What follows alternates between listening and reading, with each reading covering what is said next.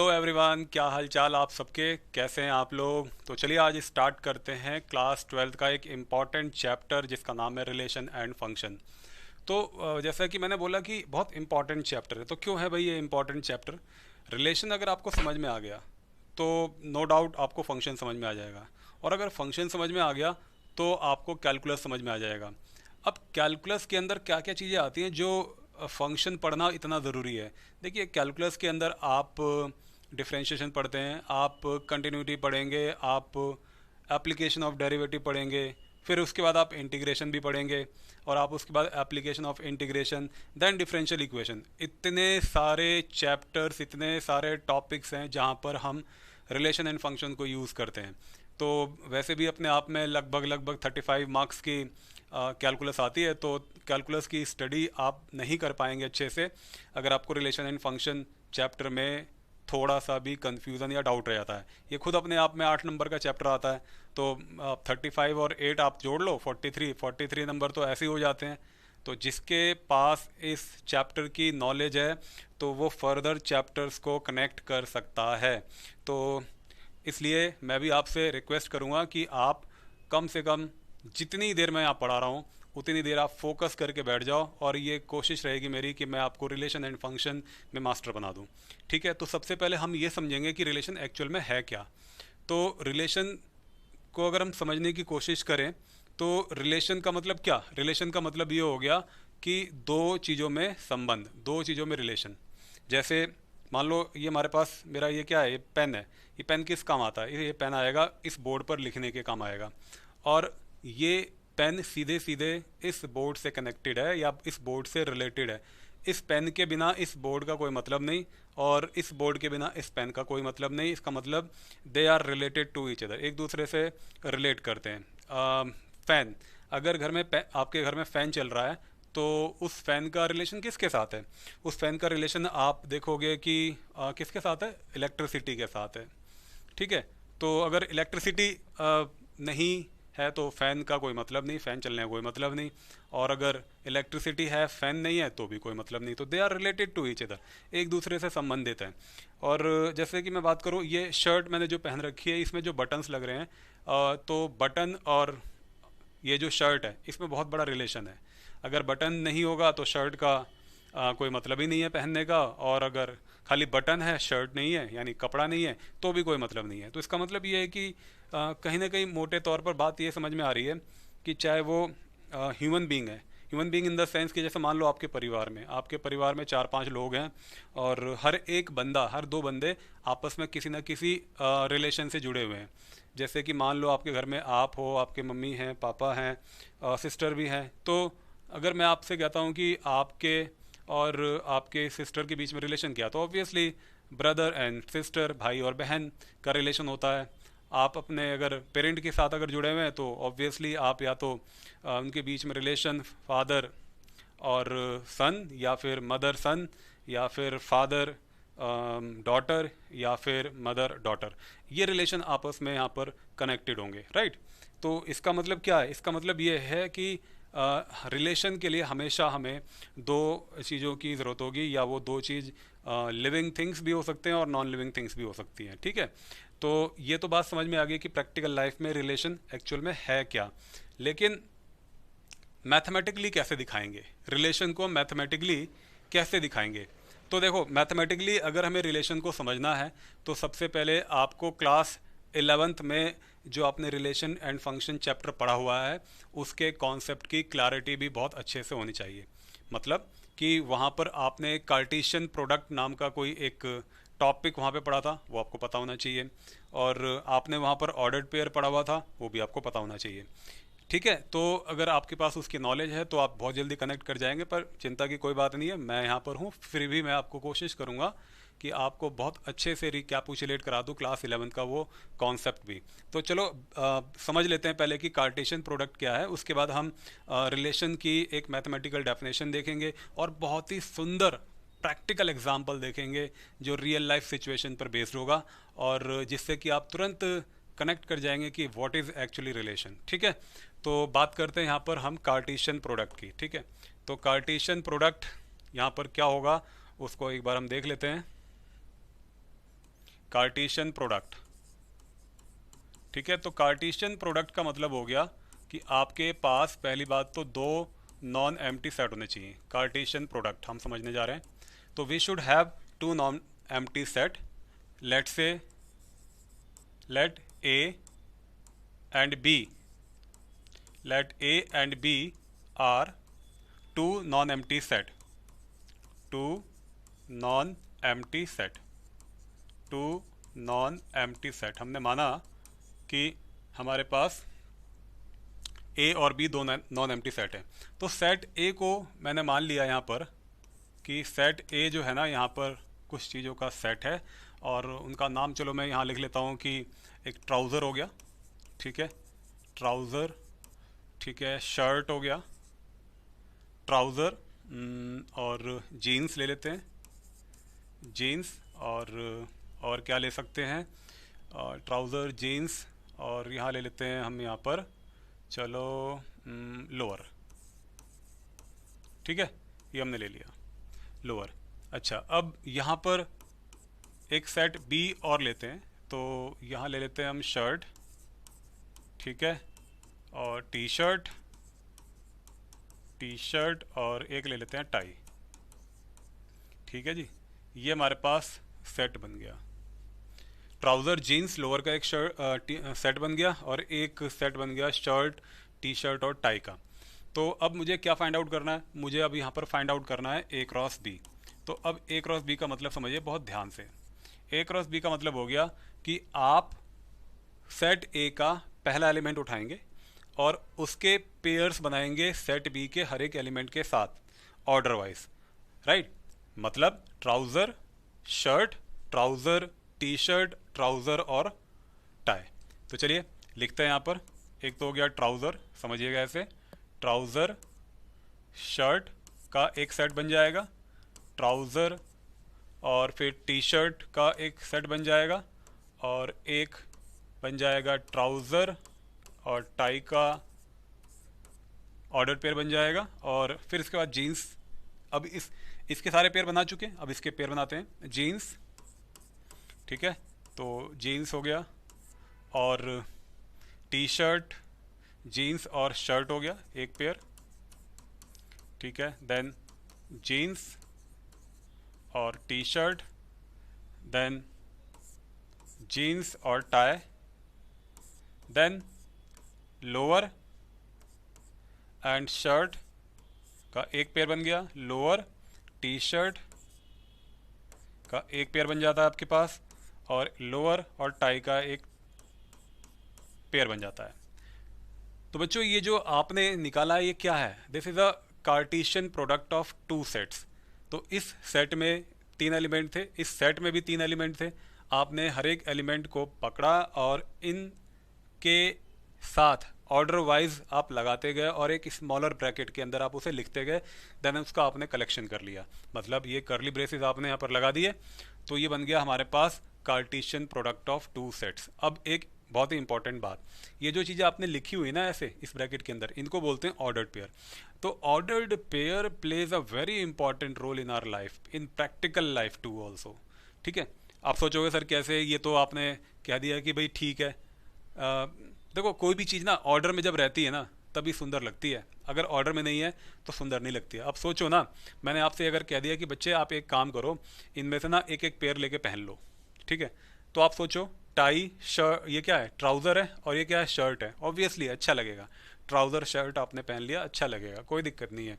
और ये क्या है, ट्राउज़र, ये ट्राउज़र है, ये भी क्या है, ये आपके पास है टी शर्ट, तो ट्राउज़र और टी शर्ट पहन लो, ये भी अच्छा लगेगा। अब ये क्या है, ट्राउज़र है और टाई है, तो ट्राउज़र और टाई केवल पहन लो। अरे कहाँ से अच्छा लगेगा भाई, जब तक शर्ट नहीं रहेगी तब तक कहाँ से अच्छा लगेगा। तो ट्राउज़र और टाई नहीं जमता, ठीक है, तो वो अच्छा नहीं लगेगा। ये बिल्कुल ठीक उसी तरीके से है जैसे मान लो मैं अगर आपसे ये कहता हूँ कि भाई आप जो है स्कूल जाने के लिए रेडी हो रहे हो, ठीक, और लास्ट में मैंने आपसे कहा कि भाई आप जब आप शूज़ पहन रहे हो तब आपको क्या करना है कि पहले शूज़ पहन लेना है और उसके बाद आप उस पर सॉक्स पहन के देखो कितना मज़ा आएगा, है ना। अरे क्या मज़ा आएगा, बेइज्जती हो जाएगी, क्लास में जाओगे बच्चे हंसने लग जाएंगे, क्या कर रखा है, ऑर्डर गड़बड़ हो गया ना। शूज़ पहन लें पहले और उसके बाद सॉक्स पहने, या ऑर्डर ये होता है कि सॉक्स पहने फिर शूज़ पहने। अब आप खुद समझ सकते हो। तो ऐसा मुझे लगता है कि जब ऑर्डर की गड़बड़ होती है तो सुपरमैन जैसे लोग भी बन जाते हैं। तो सुपरमैन कैसे बने, सोचो, दिमाग लगाओ, कमेंट बॉक्स में लिखो कि किस तरीके से जो है वो ऑर्डर की उन्होंने गड़बड़ की थी। ठीक है, अच्छा चलो बात करते हैं अब। यहाँ पर हमने यहाँ पर समझ लिया कि कार्टेशियन प्रोडक्ट क्या होता है। तो कार्टेशियन प्रोडक्ट अगर हमने समझ लिया है तो it is very easy to understand the definition of relation too. ठीक है, तो चलते हैं आगे रिलेशन की डेफिनेशन के ऊपर कि रिलेशन एक्चुअल में क्या है। तो अब हम बात करते हैं यहाँ पर कि व्हाट इज़ रिलेशन, कि रिलेशन क्या है। ठीक है, तो रिलेशन के बारे में अगर हम समझें तो हम ऐसा कहेंगे कि R is a relation, R is a relation from non empty set, non empty set A to non empty set B, non empty set B। ठीक है, such that such such that such that R is a subset of A cross B। अरे क्या लिख दिया sir ये आपने, R is a subset of A cross B, कुछ समझ में नहीं आया। देखो समझ में आएगा, ये जो डेफिनेशन लिखी है यहाँ से तो मैं ये कह सकता हूँ फॉर श्योर आपको इसमें तो कुछ नहीं समझ में आएगा कि R is the subset of A cross B, तो फिर आर एक रिलेशन है। समझाते हैं आपको, देखो एक प्रैक्टिकल लाइफ का बहुत हम जो है एक सुंदर सा एग्जांपल लेते हैं। अब आपको जैसे पता है कि अब इस वक्त जो मैं वीडियो बना रहा हूँ ये महीना कौन सा चल रहा है, ये चल रहा है अप्रैल का महीना। ठीक है, तो मई में मेरे ख्याल से चुनाव भी शुरू हो जाएंगे। तो एक एग्ज़ाम्पल वहीं से उठाते हैं, बहुत सुंदर सा एग्ज़ाम्पल है और शायद आप उसको सुन करके या देख करके उससे कनेक्ट कर जाओगे। ठीक है, मान लेते हैं यहाँ पर हमारे पास दो नॉन एम्प्टी सेट हैं। मैं नहीं लिख रहा यहाँ पर कि let A and B are non empty set A and B, ये आपको लिखना है, ये समझ लीजिए। तो यहाँ पर हो गया हमारे पास एक सेट और यहाँ पर हो गया दूसरा सेट। ये सेट हो गया आपके पास ए और ये वाला सेट भी आपके पास हो गया। चलो ये सेट को हम बी ले लेते हैं, नॉट ए, इसको ले लेते हैं बी। ठीक है, तो सेट ए में कुछ मैं यहाँ पर मेल्स के नाम लिख देता हूँ, आप समझना उसे। ठीक है, मैंने लिखा है यहाँ पे मोदी, योगी, ठीक है, अरविंद केजरीवाल, केजरीवाल और मायावती। ठीक है, और क्या लिख सकते हैं भाई, और ठीक है, और राहुल, और आप लिख सकते हो, चलो सलमान खान भी लिख लो।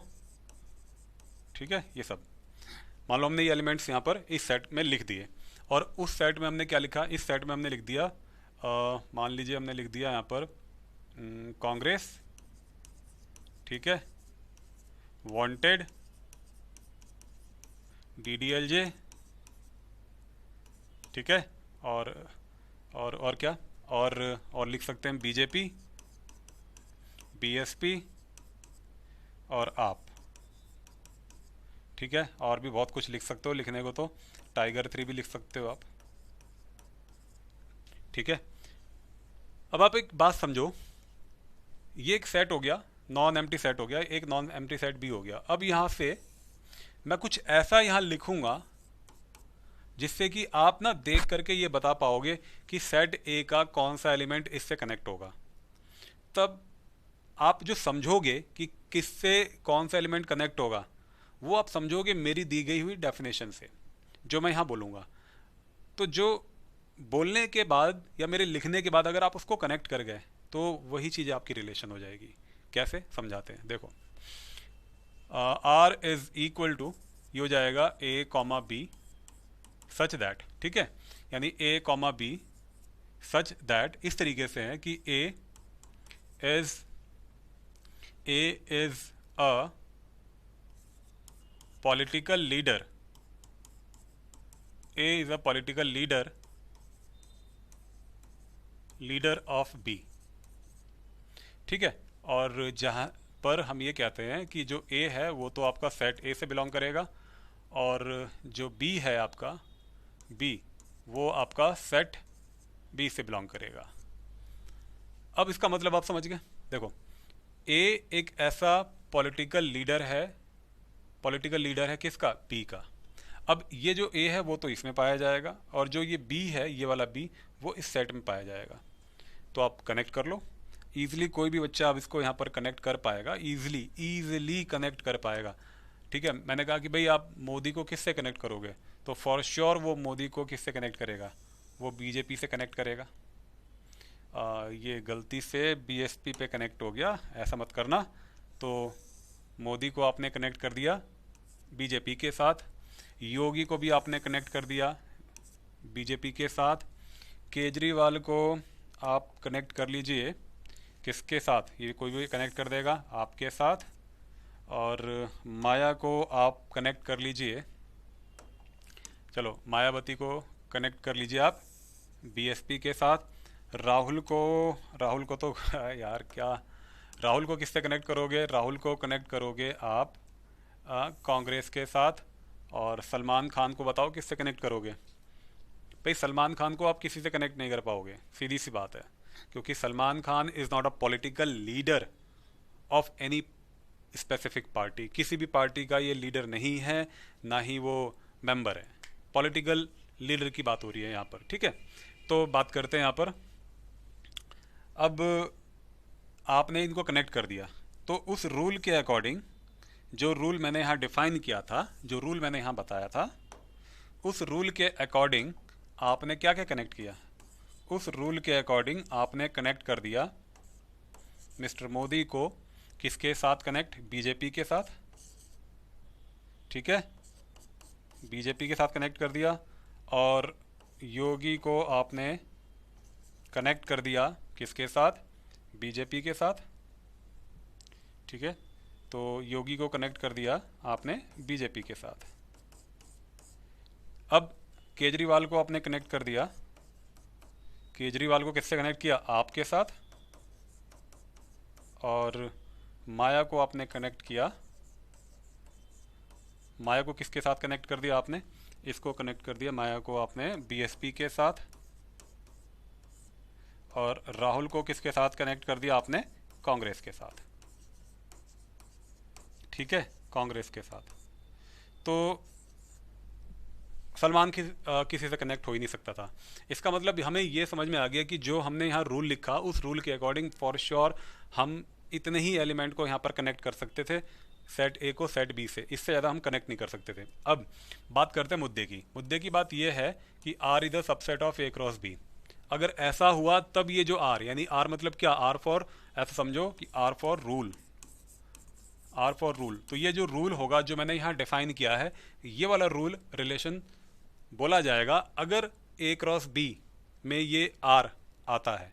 मतलब आर के थ्रू ये जो एलिमेंट बने हैं वो अगर ए क्रॉस बी में अगर आते हैं, तो फॉर श्योर ये जो आर है, यानी कि ये रूल एक रिलेशन बन जाएगा। अब बात करते हैं यहाँ पर कि ए क्रॉस बी अगर हम इसी सेट का निकालते तो इसका ए क्रॉस बी हमारा क्या बनता? इसका हमारा ए क्रॉस बी जो बनता वो ये बनता, A cross B is equal to, तो हम ए क्रॉस बी समझ के आ चुके हैं, कार्टेशियन प्रोडक्ट। तो मोदी और कांग्रेस सबसे पहला पेयर होता, ठीक है, उसके बाद डॉट डॉट डॉट, और फिर इसी तरीके से मोदी वांटेड होता, फिर मोदी टाइगर 3 भी होता, फिर योगी कांग्रेस भी होता, फिर योगी टाइगर 3 तक जाता। फिर उसके बाद अगर हम देखें तो लास्ट एलिमेंट जो बनता इसका पूरे का, तो वो क्या बनता? वो बनता आपका सलमान। अरे घबराओ मत यार, सब समझ में आ जाएगा, समझना पड़ेगा, और कोई चारा तो है नहीं, समझना तो पड़ेगा ही। तो इसका मतलब ये ए क्रॉस बी में ये सारे एलिमेंट हमारे आ जाते हैं। तो अगर मैं आपसे पूछूं कि भाई आर जो है ना, ये आर के थ्रू जितने भी एलिमेंट आए हैं, माया, ये क्या, मोदी बीजेपी, योगी बीजेपी, केजरीवाल आप, ये सब क्या इस सेट के अंदर मिलते? हाँ, ऑब्वियसली इसके अंदर मिलते तो थे ही, क्योंकि ये ए क्रॉस बी तो सबका सेट है ना। तो ए क्रॉस बी के अंदर ये पूरा का पूरा सेट जो मैंने बनाया हुआ है वो इसके अंदर एग्जिस्ट कर जाता। इसलिए हम ये बोल सकते हैं कि R is a subset of A cross B, ठीक है। तो इसका मतलब अब जो ये रूल है, इसी रूल को हम क्या बोलेंगे, दिस इज़ अ रिलेशन। ये हमारा हो गया रिलेशन। तो आई बिलीव कि आपको ये तो समझ में आ गया होगा कि रिलेशन एक्चुअल में है क्या। ठीक है, अब हम बात करते हैं आगे कि डोमेन क्या होता है, कोडोमेन क्या होता है किसी रिलेशन का। तो बात कर लेते हैं यहाँ पर, हम बात करते हैं यहाँ पर डोमेन, डोमेन ऑफ आर, यानी किसी रिलेशन का जो डोमेन है वो एक्चुअल में होगा क्या।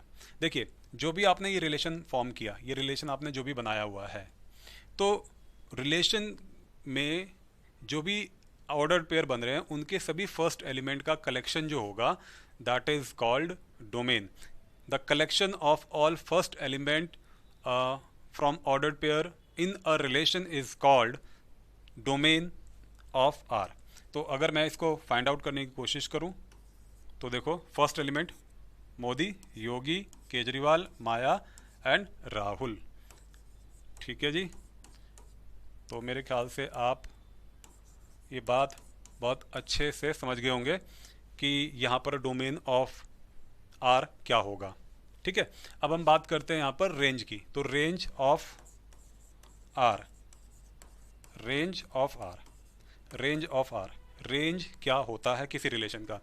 The collection of all second element from ordered pair in a relation is called range. मतलब आपने जो भी रिलेशन बनाया यहाँ पर, उस रिलेशन में जो भी सेकेंड एलिमेंट्स आप देख रहे हो, सेकेंड एलिमेंट्स, उनका कलेक्शन आप कर दीजिए, और कलेक्शन करने के बाद जो भी सेट बनेगा that is called a range. मतलब ये हो जाएगा यहाँ पर बीजेपी, देन आप बीजेपी बीजेपी दो बार अगर आ रहा है तो दो बार नहीं लिखना, एक ही बार लिखना है आप। ठीक है, और बीएसपी, देन कांग्रेस। ठीक है, ये हमारे पास क्या हो गया, ये हमारे पास रेंज हो गया। अब बात करते हैं कोडोमेन। कोडोमेन क्या होता है जी, बताओ। कोडोमेन ऑफ आर, तो कोडोमेन ऑफ आर की अगर हम बात करें, तो कोडोमेन ऑफ आर का मतलब यहाँ पर हो जाता है whole set B. Second set जो आप देख रहे हो ना, ये वाला पूरा का पूरा सेट जो है यहाँ पर क्या है, यहाँ पर कोडोमेन है। तो हम यहाँ लिख देंगे सेट बी, सेट बी। अब एक छोटा सवाल, क्या ये जो एलिमेंट है बीजेपी, आप, बीएसपी, कांग्रेस, इस सेट बी में आ रहे हैं, मतलब कोडोमेन में आ रहे हैं? यस, आ रहे हैं। तो अगर बीजेपी, आप, बीएसपी, कांग्रेस सेट बी के अंदर एग्जिस्ट कर गया, मतलब हम ये कह सकते हैं कि range, range is a subset of, range is a subset of set B, या फिर हम इसको बोल सकते हैं कोडोमेन। तो यहाँ से हमें कुछ ये इंपॉर्टेंट बातें पता लगी। ठीक है, अब बात करते हैं, देखो अब तक जितना हमने पढ़ा ये सारा का सारा आपका क्लास 11th में था। मैंने कुछ नया नहीं पढ़ाया अब तक क्लास 12th का, ये सब क्लास 11th में था। क्लास 11th में ये सब आप पढ़ चुके हो, ये सारी चीज़ें, ये रिकॉल कराया सिर्फ। अब हम चलते हैं क्लास 12th की मैथमेटिक्स पर। अब क्लास 12th में जो हम पढ़ेंगे वो इसके आगे का पढ़ेंगे। क्या पढ़ेंगे, अब हम यहाँ पढ़ेंगे कि टाइप्स ऑफ रिलेशन, रिलेशन कितने टाइप्स के होते हैं। फिर उसके बाद हम रिलेशन जब समझ जाएंगे तो फिर हम फंक्शन पे जंप लेंगे। तो फंक्शन भी जब मैं आऊँगा तो फंक्शन में भी थोड़ा सा रिकैपुलेट आपको जरूर करा दूंगा। ठीक है, चलिए आगे चलते हैं। अब हम पढ़ते हैं types of relation, types, types of relation. ठीक है, तो हम यहाँ पर रिलेशन के टाइप की बात करने वाले हैं, टाइप्स ऑफ रिलेशन। तो टाइप्स ऑफ रिलेशन में देखो, मैं यहाँ लिख देता हूँ कि मैं आपको क्या क्या पढ़ाने वाला हूँ। मैं अब आपको पढ़ाने वाला हूँ यहाँ पर यूनिवर्सल रिलेशन, यूनिवर्सल रिलेशन। ठीक है, सेकेंड आपको मैं पढ़ाने वाला हूँ यहाँ पर एम्प्टी रिलेशन, एम्प्टी रिलेशन। इसके बाद हम बात करेंगे ट्राइवियल रिलेशन की, ट्राइवियल रिलेशन की हम बात करेंगे। देन उसके बाद हम बात करेंगे रिफ्लेक्सिव रिलेशन की, रिफ्लेक्सिव रिलेशन, रिफ्लेक्सिव रिलेशन की बात करेंगे। देन हम बात करेंगे सिमेट्रिक रिलेशन की, सिमेट्रिक, सिमेट्रिक रिलेशन। और फिर हम बात करेंगे यहाँ पर ट्रांजिटिव रिलेशन की, ट्रांजिटिव, ट्रांजिटिव रिलेशन की हम बात करेंगे। और फाइनली हम जो इसके बाद इक्विवेलेंस रिलेशन की बात करेंगे, इक्विवेलेंस रिलेशन की बात करेंगे, ठीक है। देन उसके बाद हम बात करेंगे यहाँ पर इक्विवेलेंस क्लास की, इक्विवेलेंस क्लास, इक्विवेलेंस क्लास, ठीक है। तो इतने मुद्दों के ऊपर आज हम बात करने वाले हैं। और आपको बताएं इसमें यहाँ तक के जो टॉपिक है ये तो काफ़ी इजी टॉपिक्स हैं, पर जो एक इक्विवेलेंस रिलेशन है ना, ये अपने आप में बड़ा ही कॉन्सेप्चुअल और बड़ा ही मज़ेदार टॉपिक है, ठीक है। तो करेंगे इसका जिक्र भी एक एक करके, धीरे धीरे हम सब आगे बढ़ेंगे यहाँ पर। तो सबसे पहले आज हम बात करेंगे यूनिवर्सल रिलेशन की, ठीक है। तो यूनिवर्सल रिलेशन को समझने के लिए सबसे पहले मैं लेता हूँ यहाँ पर एक एग्जाम्पल, सो दैट आप उसको कनेक्ट कर जाएं। तो यहाँ पर अब हमारा टॉपिक रहने वाला है यूनिवर्सल रिलेशन, ठीक है जी, यूनिवर्सल रिलेशन। तो यहाँ पर रिलेशन अगर एक ही सेंटेंस में या दो वर्ड में अगर मैं बोलना चाहूँ तो ऐसे बोल दूँ कि R is equal to A cross A. Sir क्या कह दिया आपने, R is equal to A cross A, यही हमारा यूनिवर्सल रिलेशन होता है। अभी आपको समझाएंगे इसको। देखो, इसमें आगे बढ़ने से पहले हमेशा जो आपको एक सेंटेंस मिलेगा उस सेंटेंस का क्या मतलब होगा मैं आपको एक बार एक्सप्लेन कर दूं। हर एक जगह पर आपको ये मिलेगा देखने को, R is defined, R is defined in set A, R is defined in set A, ये मिलेगा आपको क्वेश्चंस में भी, कॉन्सेप्ट में भी। यानी अब जो हम पढ़ने जा रहे हैं ना वो अब ये मिलेगा आपको, R is defined in set A. पहले क्या था, R was defined in set A to set B. अब मिलेगा आपको R is defined in set A. मतलब ये हो गया कि अब की बार हमारे पास दो जो सेट होंगे, नॉन एम्प्टी सेट जो होंगे, दोनों सेट ए होंगे। अगर इसमें 1 2 3 और इनफाइनाइट तक के नंबर हैं तो इसमें भी वही नंबर होंगे, कोई दूसरा नंबर नहीं होगा। यानी दोनों सेट सेम होंगे और सेम सेट के बीच में यहाँ पर कोई रूल डिफाइन होगा जिसके थ्रू हम एलिमेंट्स को यहाँ पर कनेक्ट करेंगे। अब उनके बीच में अलग अलग टाइप्स के रूल लगाएंगे और उनके बिहाफ पर उनके नेमिंग होगी। तो बस मैं भी ये समझाना चाह रहा था कि R is defined in set A का क्या मतलब है। तो अब यहाँ पर भी मैंने लिखा है कि यूनिवर्सल रिलेशन होता है R is equal to A cross A, ठीक है। तो ए क्रॉस ए, इसका क्या मतलब है एक बार मैं आपको एक्सप्लेन कर देता हूँ। मैंने अगर यहाँ लिखा let A is defined, A is, let R is defined, R is defined in set A, ठीक है, set A, R is defined in set A such that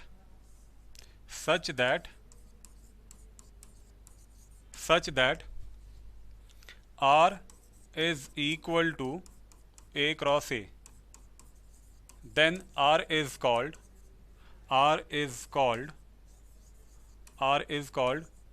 universal relation, R is called universal relation। तब हम R को एक universal relation बोलेंगे। अब इसका देखो एक एग्जांपल लेते हैं। हमने एक काम किया, हमने लिखा कि जो हमारा सेट A था वो हमने ले लिया 1 2 3 का, 1 2 3, ये हमारे पास सेट A हो गया। और एक रूल डिफाइन करता हूँ आर, और इस आर के अंदर मैं लिखता हूँ A comma B such that A minus B mod is less than और इक्वल टू 10, ठीक है। मैंने ये लिख दिया ए माइनस बी का जो मॉडुलस है वो हमेशा छोटा या बराबर होगा 10 के। ये एक रूल मैंने अपनी तरफ से दिया जिसमें मैंने ये बोला कि जो A है वो तो ये वाला A, इधर जो A वाला सेट था उस वहाँ पर होगा, और जो ये B है वो भी सेट A का होगा। अब समझो पिक्टोरियल मेथड से, ये हो गया आपके पास सेट A, ये भी हो गया आपके पास सेट A, इसमें एलिमेंट है 1 2 3, इसमें एलिमेंट है 1 2 3, राइट। अब इसके बीच में आपने एक रूल लगाया, रूल आपके सामने ऊपर लिखा हुआ है, मैं दोबारा नहीं लिख रहा, ये रूल लगाया। अब यहाँ से मैंने एक एलिमेंट पिक किया 1 जो कि A हो गया, यहाँ से एक एलिमेंट पिक किया 1 जो कि बी हो गया क्योंकि वो उस सेट का था। ठीक है, दोनों ही सेम सेट है, पर ये ए इस सेट का होगा, ये बी जो बी होंगे वो इस सेट के होंगे। तो हमने लिया यहाँ से 1, यहाँ से भी 1। अब इस 1 को इस ए के प्लेस पे लगाया, इस वाले 1 को इस बी के प्लेस पे लगाया, तो आप देखोगे क्या मिल जा रहा है आपको। आपको मिल गया 1 माइनस 1 का जो मॉडुलस निकाला आपने 0।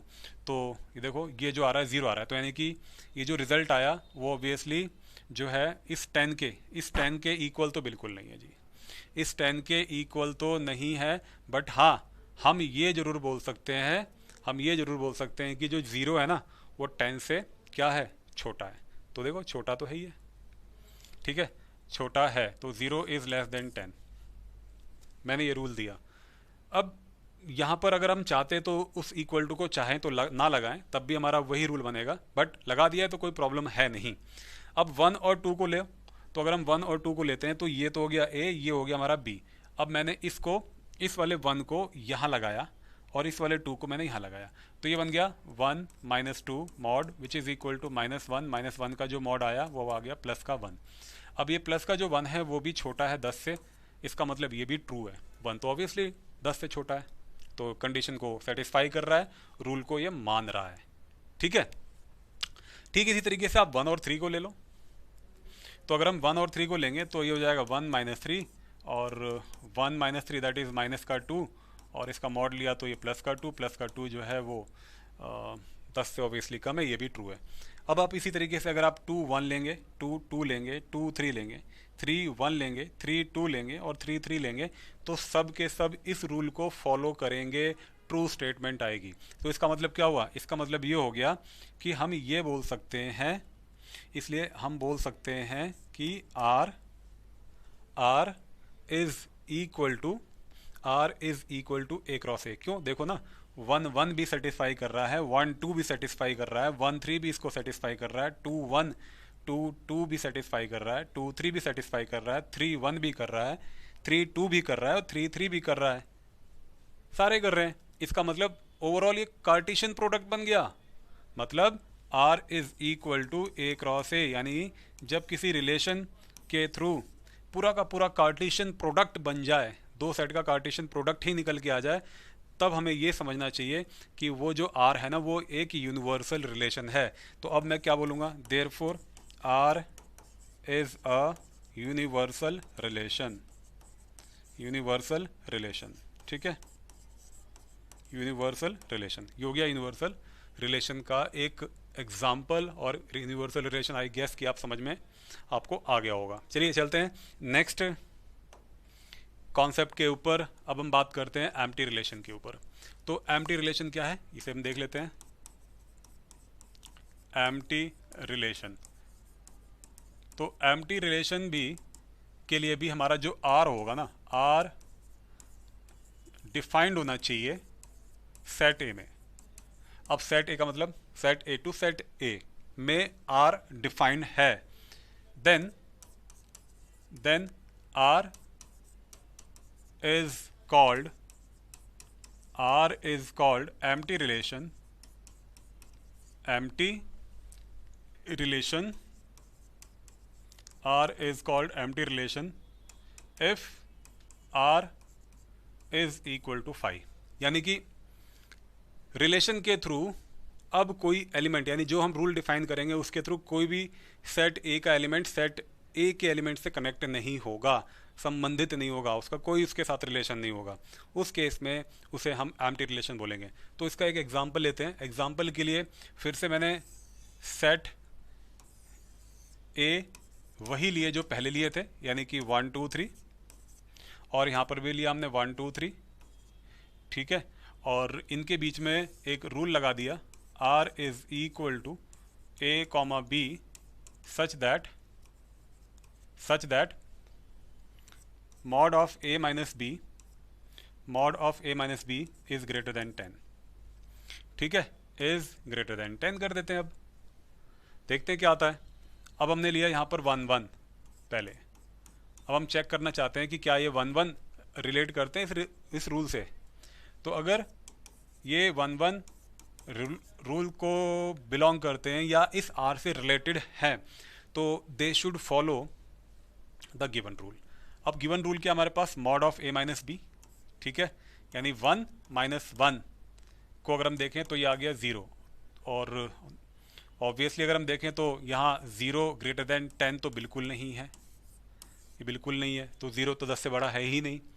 तो क्या बोलोगे आप, ये बोलोगे कि ये वन एक दूसरे से रिलेट नहीं करते। क्यों नहीं रिलेट करते, क्योंकि दोनों ने इस रूल को फॉलो ही नहीं किया। तो हम लिखेंगे यहाँ पर 1, 1 does not belongs to R. अब इसी तरीके से अगर मैं 1, 2 को अगर देखता हूँ तो क्या ये रूल को फॉलो करते हैं, चेक करते हैं। ऐसे ही लिखने की ज़रूरत नहीं है, समझ जाइए। 1, 2 लिया हमने तो 1 - 2 माइनस का 1, -1 का मॉड +1, +1 इज ग्रेटर देन 10, नहीं, छोटा है, बड़ा नहीं है। तो इसका मतलब 1, 2 भी बिलोंग नहीं करता, 1, 3 भी बिलोंग नहीं करेगा, 2, 1 को लेंगे तो भी बिलोंग नहीं करेगा, 2, 2 लेंगे तो नहीं करेगा, 3, 1 लेंगे तो भी नहीं करेगा, 3, 2 भी नहीं करेगा, 3, 3 भी नहीं करेगा। मतलब सेट ए का कोई भी एलिमेंट सेट ए के किसी भी एलिमेंट से कनेक्टेड नहीं है इस रूल के अकॉर्डिंग। तो हम ये बोलेंगे therefore R is an empty relation. R जो है ना एक एम्प्टी रिलेशन हो गया। और सिंबॉलिकली अगर हम इसको बात करें तो इसको हम ऐसे दिखाते हैं, आर इज इक्वल टू 5। तो मेरे ख्याल से मेरे भाई आपको समझ में आ गया होगा कि एम्प्टी रिलेशन क्या होता है।